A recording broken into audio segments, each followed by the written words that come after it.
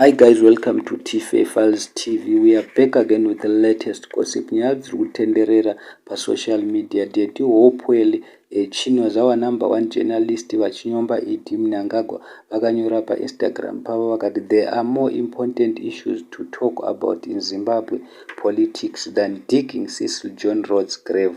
Will digging John remains provide jobs, medication in public hospitals or radiotherapy, cancer machines or even clean drinking water?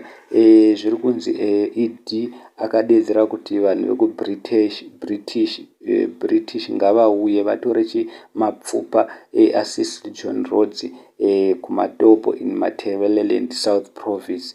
Zvazoita kuti Dedi Hopewell vatsamwa vachidedzera kuti aiwa iwe mudhara iwe dzikama, kwete kuti ndidedi Hopewell chete asi nevazukuru vambuya neyanda vadedzera kuti aiwa pamataura chokwadi Dedi Hopewell ED ngaagadzirise zvinhu zvemvura. Tiri kunwa mvura dzakasviba, mvura dzisina kunaka, vanhu vari kurwara.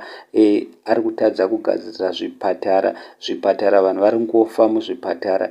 Macancer machine hatina, mabasa hatina, medication hatina, asi ari kumhanyira zvinhu zvisina nebasa rose. Ngaagadzire migwagwa, tanzwa nekufa munzira, vanhu vanzwa nekufa munzira, nzira hadzina kunaka.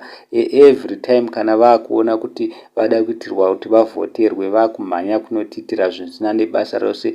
As we all know guys, mukatarisa so far muZimbabwe vanhu vari kutoreswa malicense, vanhu vari kuitiswa makosi emanursing, makosi chichichi, zvinhu zvese zvemakosi zviri kuvinga vanhu. Munongoziva mega vanhu vari kutoreswa mabirth certificate, vari kutoreswa zvinhu zvese, vana havasi tomboenda kure, zvinhu zvachona zviri easy, of which ndizvo zvinofanira kuti zvingadai zvichiitwa, kwete kuti nenyaya kuti kuda kuvhotwa. Saka vana ED vakangwarisira padivi, ZANU-PF yevaRakashi yakangwarisira padivi, nezvi zvinhu zvese it's easy kuti utore because vari kucampaigna. Asi after my-election munongoziva mega, kana wakuenda unotsvaka mabhets unorwara, kana wakuenda unotora chitupa unorwara, malaini achona anenge asingaperi. Asi ezvinezvi it's easier, very easy kutora zvese izvi, malicense, makosi akawanda enursing, chichi zvakasiyana siyana. Saka vanhu vamira naDedi Hopewell vadedza kuti mataura chokwadi. Please guys, don't dump our aids. Thank you so much.